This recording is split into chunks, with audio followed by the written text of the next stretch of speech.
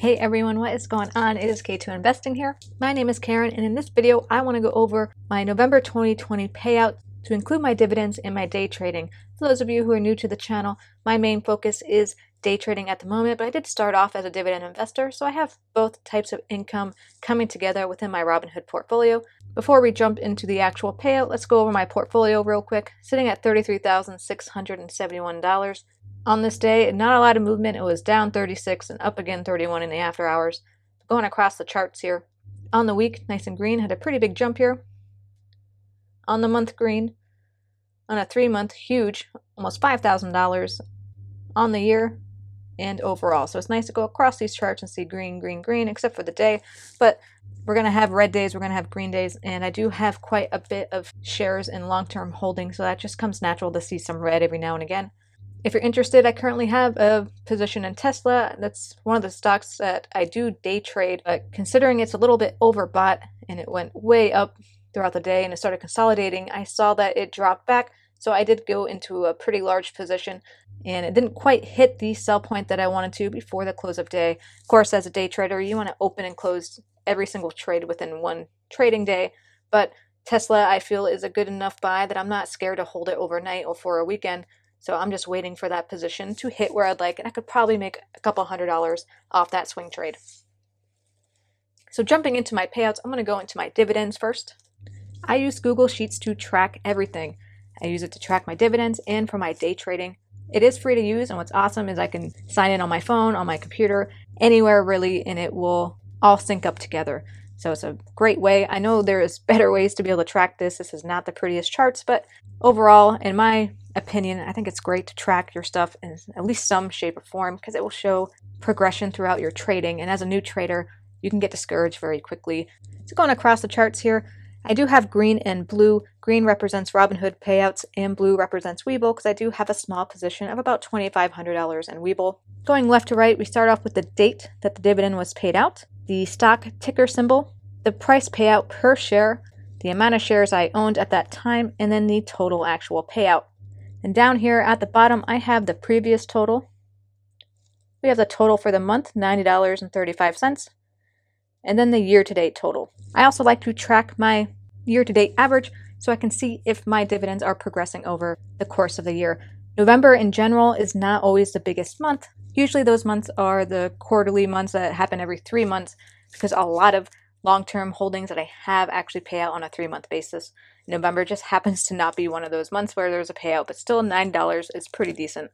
Now going into my day trades, you can see I only traded for 2 days in the entire month of November. With the holidays coming up, being overseas and working like 14 to 16-hour days, I just didn't have the opportunity to trade that much like I did in October when I was quarantined. But overall, not doing too shabby here with $359.35 as my total. But going across the chart, I have the day that I was buying and selling. The dollar amount that I bought for, the majority of it was around $2,000, but you see on there on the 9th at the end, I did have a pretty big position. You have the payout and then the fee. Robinhood does charge a small fee depending on how much money you sell for. That fee is only incorporated with the selling. It does not have anything to do with how much you buy, but the second you sell something, there is a small fee associated with that. And then the total here in green added up all the way at the bottom. So real quick, to see that fee, what you need to do is you need to find that sell, click on it, and if you scroll all the way down, it tells you right here that regulatory fee of 5 cents, and that's what I base that fee amount on. It's not big. If you hit that question mark, it will go into explaining what that means exactly. I'm not going to get into that in this video. But going back to Google Sheets here, I also track my overall. So this tab here is my dividends. You can see going through 2019 and 2020, just how more aggressive I got, not being so scared of owning multiple different stocks and a lot more shares within those stocks. Again, seeing that total in November of $90.35. And you can definitely see here, I was talking about that 3-month thing, you see $100, $100, $100, and then those 90s and 70s in between. And that's what I mean about those quarterly payouts. So December should be a pretty decent month when it comes to my dividend payouts. So on average at $87.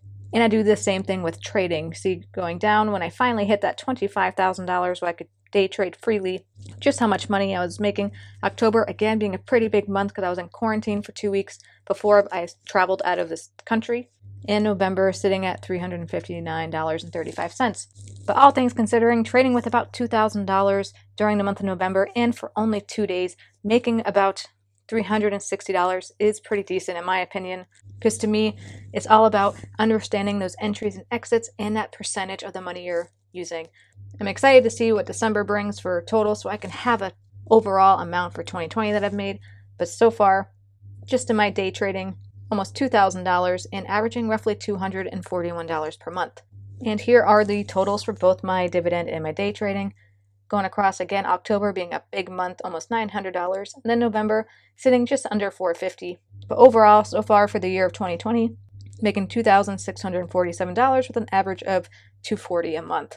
Now, that's not something I can live off of, that's for sure, but I hope eventually I have enough equity that I will be able to supplement any type of retirement I have and be able to live a life where I can do the things that I enjoy. That's the end game here. So I'm very interested to see what December brings, hopefully pushing me up above that 3,000 mark, and even more interested to see how 2021 will compare to 2020, because we all know it's been kind of a crap year. Hit that thumbs up if you agree. So that is it for this video. I just want to do a quick recap on November 2020. I will be filming the one for December 2020 here very shortly, and then I plan on doing a video for overall for the year of 2020. The ups and downs and the challenges we faced, but overall so far coming out on top. I am going to do a video, an update on my portfolio, what I'm holding, why I'm holding it, what I plan on selling, what my goals are for 2021, and also a video on my watch list.